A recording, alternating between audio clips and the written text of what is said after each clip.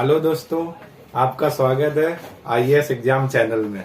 दोस्तों, कल मैंने आपको बताया था नागरिकता के बारे में, ठीक है ना दोस्तों। नागरिकता के बारे में आपको सारे आर्टिकल 5 से 11 तक सब अच्छे से बता दिए गए थे। आज दोस्तों जो बात करेंगे हम वो बात करेंगे, ठीक है ना। किस पर बात करेंगे दोस्तों? नागरिकता अधिनियम संशोधन, ठीक है ना। यह नागरिकता अधिनियम 1955, ठीक है ना। ये एक नागरिकता अधिनियम दोस्तों 1955 में आया था, ठीक है ना। आज दोस्तों इसी पर बात करेंगे, नागरिकता अधिनियम 1955।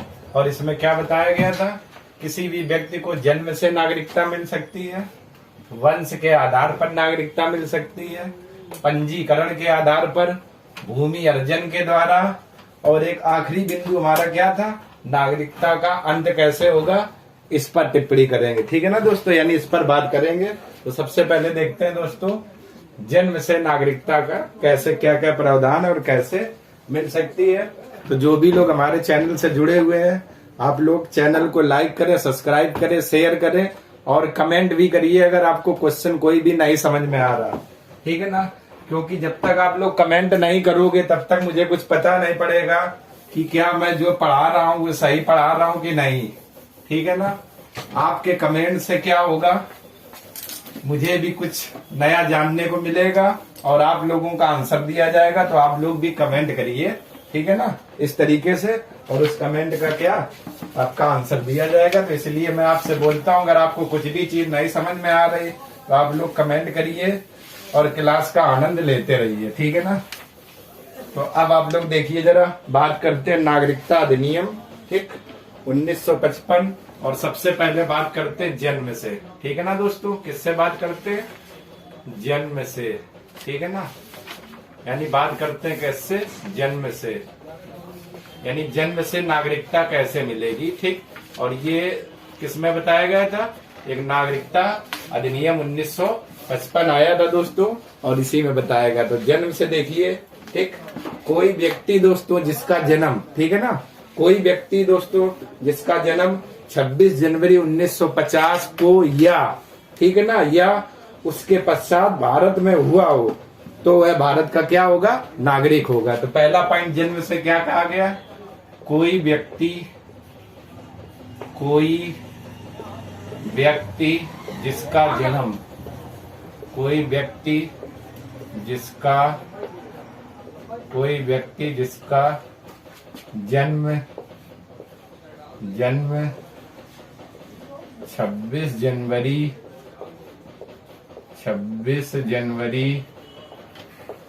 1950, ठीक है ना दोस्तों। कौन सी तारीख है?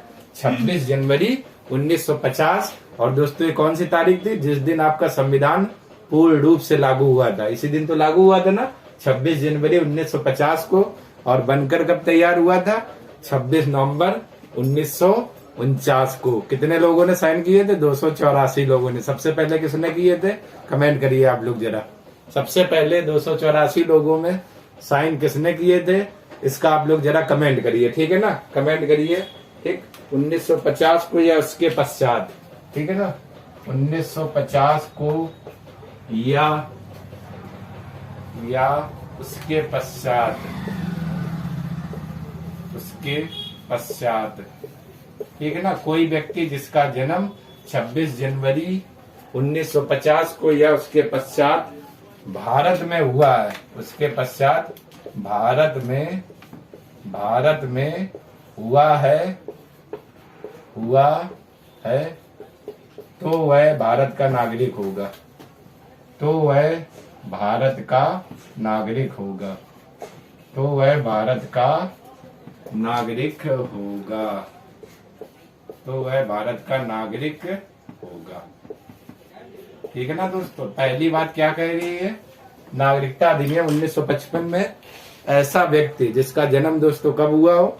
26 जनवरी 1950 को ना, 26 जनवरी 1950 या उसके बाद या उसके पश्चात। कहां पर हुआ दोस्तों? ध्यान से देखिएगा, वर्डिंग भारत में हुआ हो तो वह क्या होगा? भारत का नागरिक होगा। ये इसमें एक पहली बात कही गई। किसमें? नागरिकता अधिनियम 1955 में दोस्तों, ठीक ना दोस्तों। जरा आप लोग कमेंट करिए, संविधान जब बनकर तैयार हुआ था तो उसमें 284 लोगों ने हस्ताक्षर किए थे। तो सबसे पहले हस्ताक्षर किसने किए थे? ठीक है ना, कमेंट करिए आप लोग जरा ढूंढ कर इस सवाल का आंसर। ठीक, इसके बाद दूसरी दोस्तों बात की गई थी क्या, जरा देखिए। यदि कोई व्यक्ति,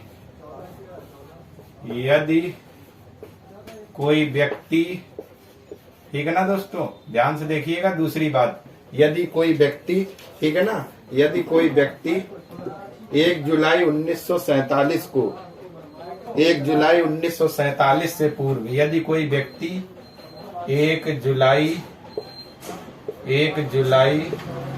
1947 से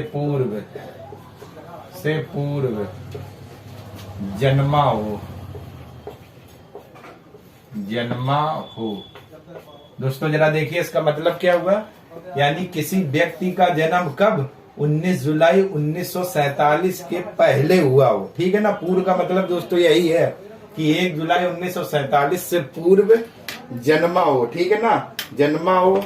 ठीक, तो वह, ध्यान से देखना, पूर्व का मतलब यही है। तो वह माता पिता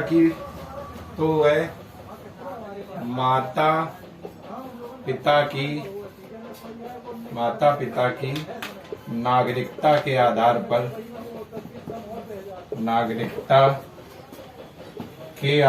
पर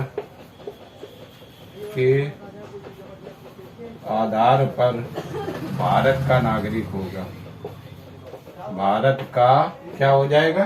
भारत का नागरिक होगा। भारत का नागरिक होगा। ठीक है ना, कहने का क्या मतलब हुआ, जरा ध्यान से देखिए दोस्तों। क्या कहा? ऐसा व्यक्ति, ठीक है ना दोस्तों, क्या?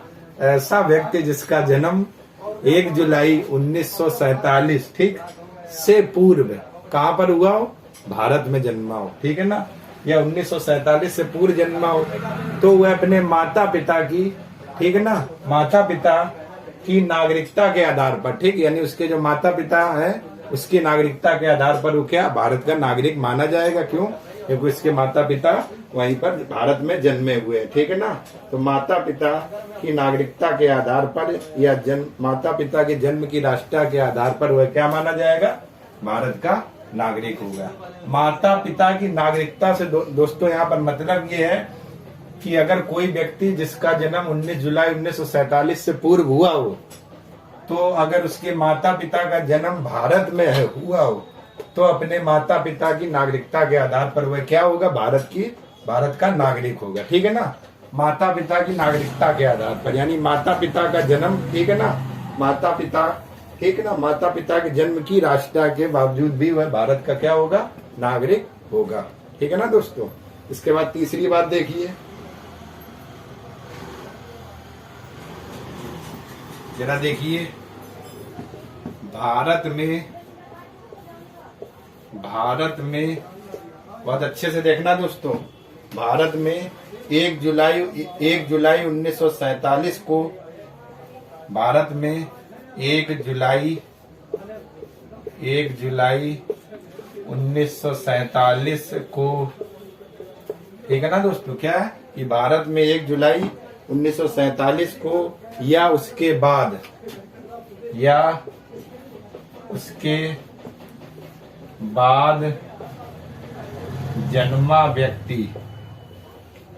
जन्मा, ठीक है ना दोस्तों, उसके बाद जन्मा व्यक्ति, यहाँ पर लिख रहे हैं दोस्तों, ठीक है ना, जन्मा व्यक्ति, बहुत अच्छे से देखना दोस्तों, जन्मा व्यक्ति तभी भारत का नागरिक माना जाएगा। जन्मा व्यक्ति तभी भारत का नागरिक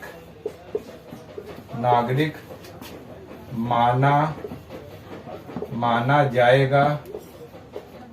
ठीक है ना, तभी भारत का नागरिक माना जाएगा। ठीक, कब की बात हो रही? 1 जुलाई 1947 को या उसके बाद जन्मा व्यक्ति तभी भारत का नागरिक माना जाएगा यदि उसके जन्म के समय माता पिता में से कोई एक भारत का नागरिक हो।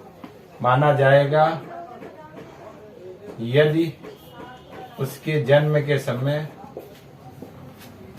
भारत का नागरिक माना जाएगा यदि उसके जन्म के समय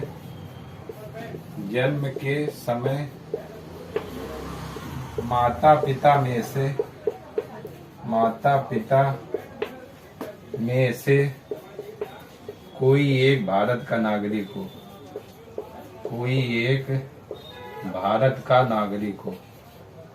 भारत का नागरिक हो।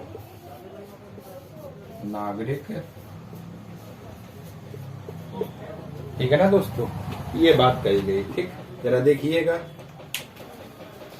जन्म से मतलब अच्छे से आप समझ लीजिए, कोई व्यक्ति जिसका जन्म दोस्तों कब हुआ हो, 26 जनवरी 1950 को या उसके पश्चात यानी उसके बाद भारत में हुआ तो किसका नागरिक होगा, भारत का। ठीक है ना।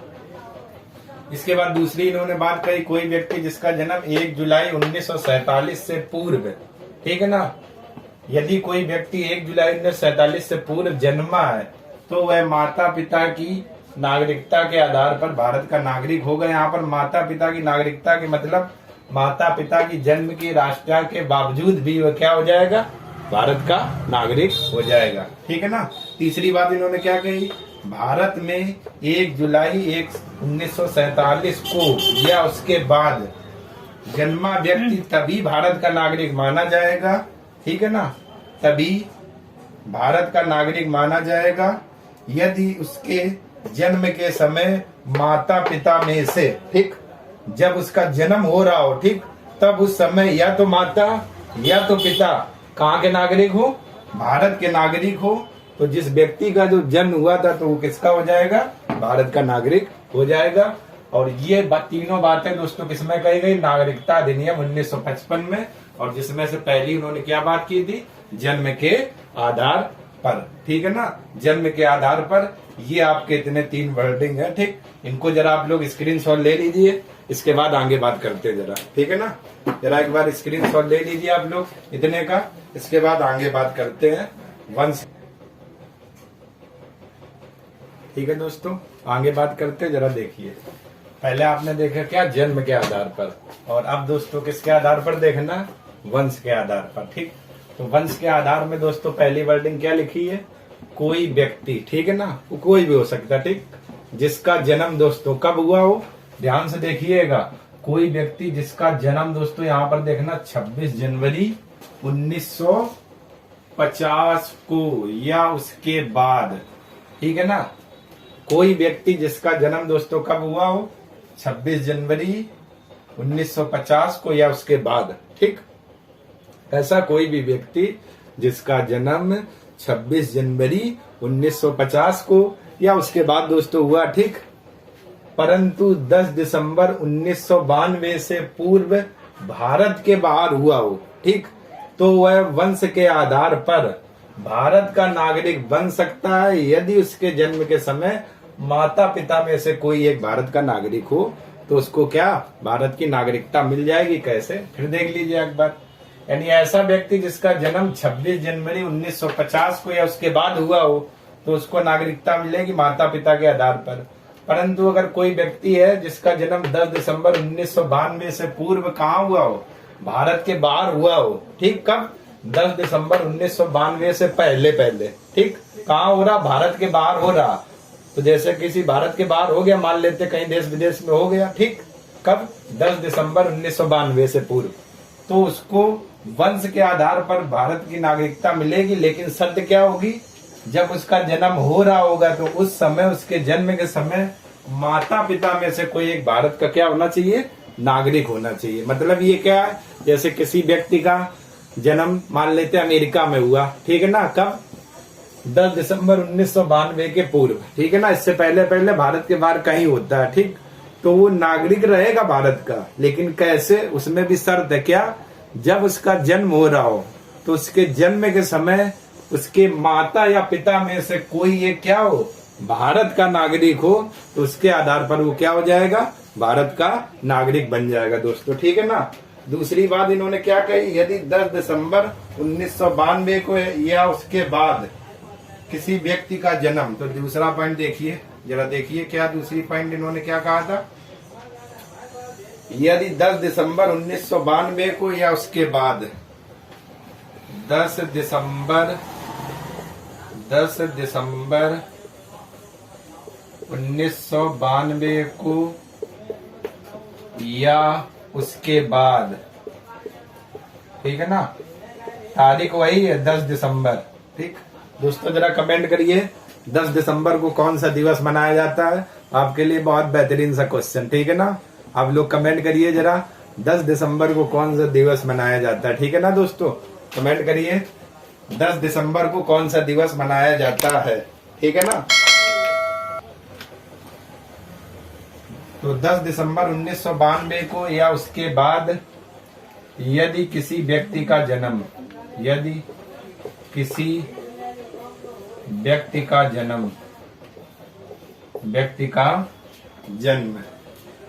भारत के बाहर हुआ हो, जन्म भारत के बाहर हुआ हो, ठीक है ना दोस्तों। कमेंट करिए 10 दिसंबर को कौन सा दिवस मनाया जाता है, ठीक है ना, ठीक है ना। कमेंट करिए भारत के बाहर हुआ हो तो वह तभी भारत का नागरिक होगा, तभी भारत का, ठीक है ना दोस्तों, तभी भारत का नागरिक होगा यदि उसके जन्म के समय यदि उसके जन्म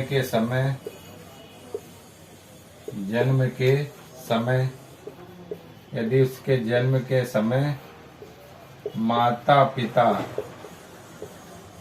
माता पिता में से कोई एक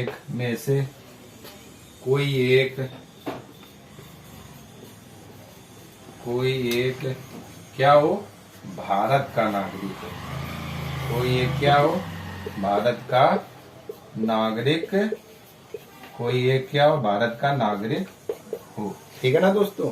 ये बात कही गई किसमें, वंश के आधार पर। ठीक, पहला पॉइंट आपने देख लिया, क्या ऐसा व्यक्ति जिसका जन्म दोस्तों कब, 26 जनवरी और 1950 को, ठीक है ना, परंतु 10 दिसंबर 1992 के पूर्व कहाँ, भारत के बाहर हो रहा है, तो वह वंश के आधार पर भारत का नागरिक बन सकता है यदि उसके जन्म के समय माता पिता में से कोई एक भारत का क्या हो, नागरिक हो। ठीक, दूसरी बात इन्होंने क्या, ऐसे व्यक्ति जिनका जन्म 10 दिसंबर 1992 को, ठीक है ना, 1992 को या उसके बाद, ठीक है ना, या उसके बाद, ठीक, 10 दिसंबर 1992 को या उसके बाद यदि किसी व्यक्ति का जन्म भारत के बाहर हुआ हो, ठीक है ना, भारत के क्या पर हुआ हो, बाहर हुआ हो, ठीक है ना दोस्तों, भारत के अगर बाहर हो रहा है, ठीक, बाहर हुआ हो, तो वह तभी क्या, भारत का नागरिक होगा यदि उसके जन्म के समय माता पिता में से कोई एक क्या, भारत के नागरिक हो। मतलब क्या हुआ दोस्तों, 10 दिसंबर 1992 को या उसके बाद, मान लेते किसी का जन्म नेपाल में हो गया, ठीक, या ब्रिटेन में हो गया, अमेरिका में कहीं पर हो रहा है, तारीख कौन सी, 10 दिसंबर 1992 को या उसके बाद भारत के बाहर हो गया, ठीक, तब भी वो भारत का नागरिक रहेगा। लेकिन कैसे, जब उसका जन्म हुआ हो तो उसके जन्म के समय माता पिता में से कोई एक क्या होने चाहिए, भारत के नागरिक होने चाहिए, तो वो वंश के आधार पर किसका नागरिक बन सकता है, भारत का। ठीक है ना दोस्तों, मैंने आपसे एक सवाल किया था कि 10 दिसंबर को कौन सा दिवस मनाया जाता है। आप लोग कमेंट नहीं कर रहे हो, जरा कमेंट करिए। ठीक, तो आप लोग जरा इतने का एक बार स्क्रीनशॉट ले लीजिए। इसके बाद दोस्तों बात करते हैं पंजीकरण द्वारा या रजिस्ट्रेशन द्वारा, ठीक है ना, इतने का आप लोग जरा स्क्रीनशॉट ले लीजिए। इसके बाद बात करते हैं पंजीकरण या रजिस्ट्रेशन के द्वारा नागरिकता कैसे मिले।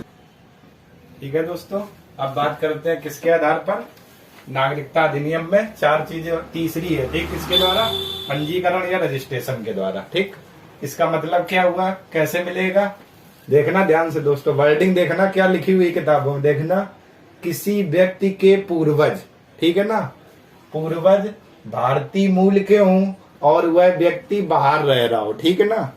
कहने का मतलब किसी व्यक्ति ऐसा है जो बाहर रह रहा हो लेकिन उसके पूर्वज दादा दादी नाना नानी पापा जो भी पूर्वज उसके होते हो, ठीक है ना, वो कहां पर हो, वे आपके भारतीय मूल के हो, ठीक है ना, तो उसे भारत की नागरिकता मिलेगी। किसके द्वारा, पंजीकरण रजिस्ट्रेशन के द्वारा नागरिकता मिलेगी।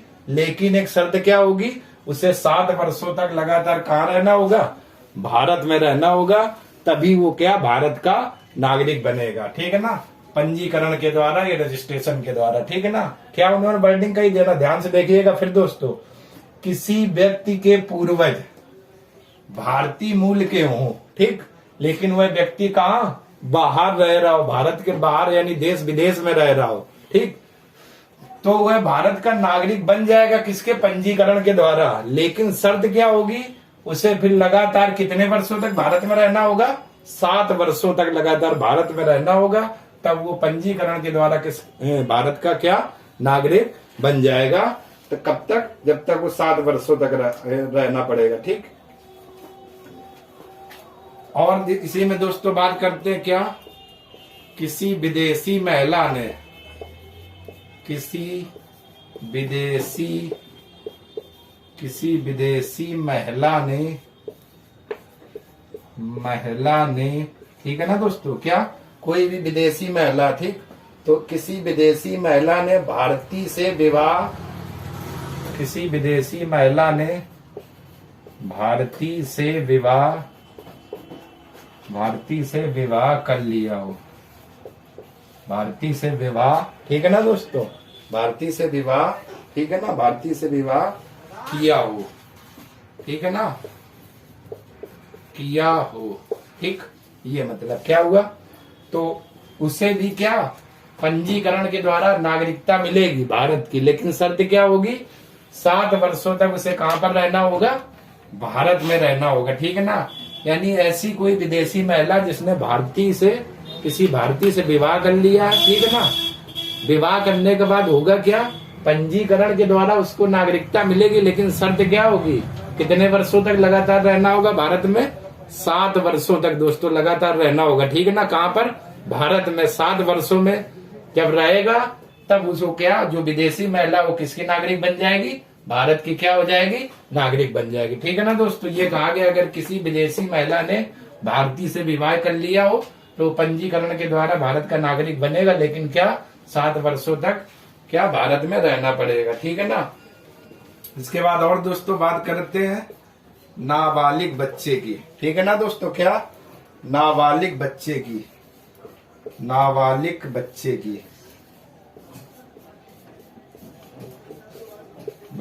ठीक है ना। नाबालिग बच्चे का मतलब, ठीक, जैसे ये लोग हमारे किसी विदेशी ने महिला ने भारतीय से विवाह कर लिया, ठीक, अब बच्चा होगा, ठीक, तो बच्चा का मतलब क्या होगा, जब ये बच्चा जाएगा बाहर या भारत में आएगा, ठीक, नाबालिग बच्चा, तो उसको किसके अनुसार नागरिकता मिलेगी, पंजीकरण के द्वारा, और वो भी किसका नागरिक हो जाएगा, भारत का नागरिक हो जाएगा, ठीक है ना। पंजीकरण के द्वारा ये क्या हो जाएगा, नाबालिग बच्चों को भी क्या भारत की नागरिकता मिल जाएगी, ठीक है ना।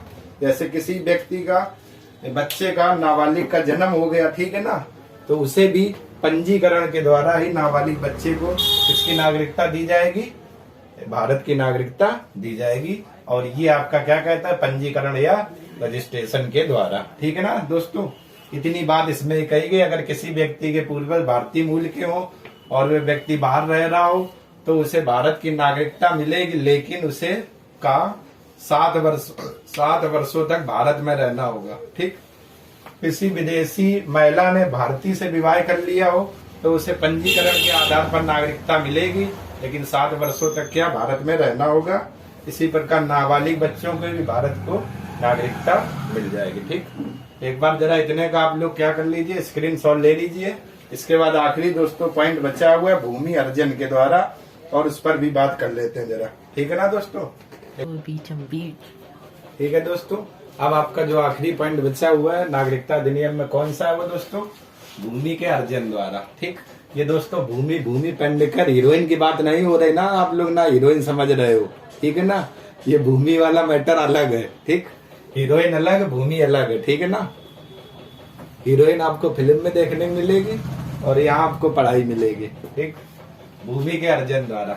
जरा देखिएगा, यदि भारत सरकार द्वारा, ठीक है ना दोस्तों, वर्डिंग देखिए, यदि भारत सरकार द्वारा किसी नए भूभाग को अर्जित कर, ठीक है ना, या जीत कर, ठीक है ना, क्या कर लिया जाता, भारत में उसका विलय किया गया हो, ठीक, कोई भी जैसे नया भूभाग है, जैसे हमने क्या किया, पाकिस्तान को जीत लिया, ठीक है ना, या अदर किसी क्षेत्र को जीत के उसका विलय हमने किसमें कर लिया, भारत में, तो उस क्षेत्र में जो भी लोग रह रहे होंगे या निवास कर रहे होंगे, ठीक, ऐसे व्यक्ति स्वतः क्या हो जाएंगे, भारत की नागरिकता उनको क्या हो जाएगी, प्राप्त हो जाएगी। बिल्कुल आसान है, कुछ भी नहीं, ठीक।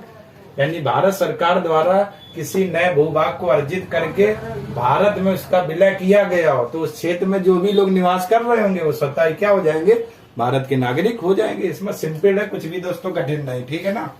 किसी भी नए भूभाग को अगर भारत सरकार अपने में विलय कर लेती, ठीक है ना, तो उस क्षेत्र में निवास करने वाले जितने भी व्यक्ति होंगे, ठीक, उस क्षेत्र में निवास करने वाले जो भी व्यक्ति होंगे उनको स्वतः क्या मिल जाएगी, भारत की नागरिकता मिल जाएगी।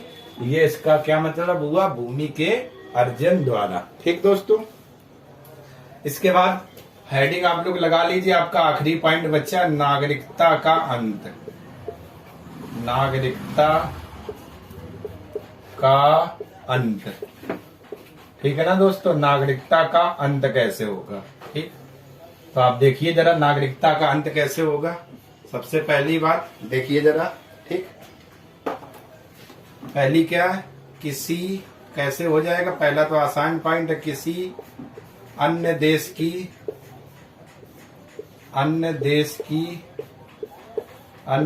की नागरिकता ग्रहण करने पर, नागरिकता ग्रहण करने पर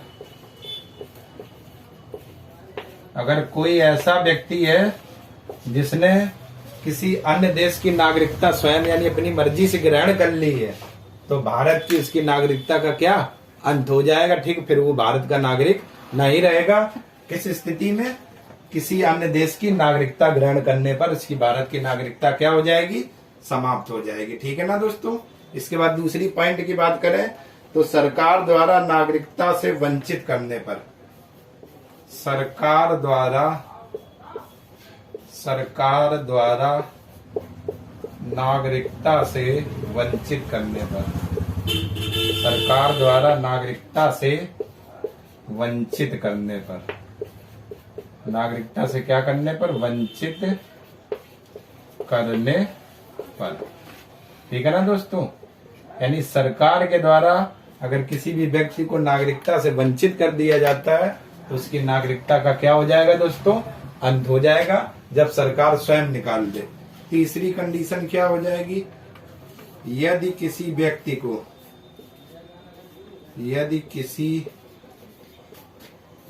को देशद्रोही घोषित किया गया हो, देशद्रोही घोषित किया गया हो या देशद्रोही हो, ठीक है ना, यदि किसी व्यक्ति को देशद्रोही घोषित किया गया हो,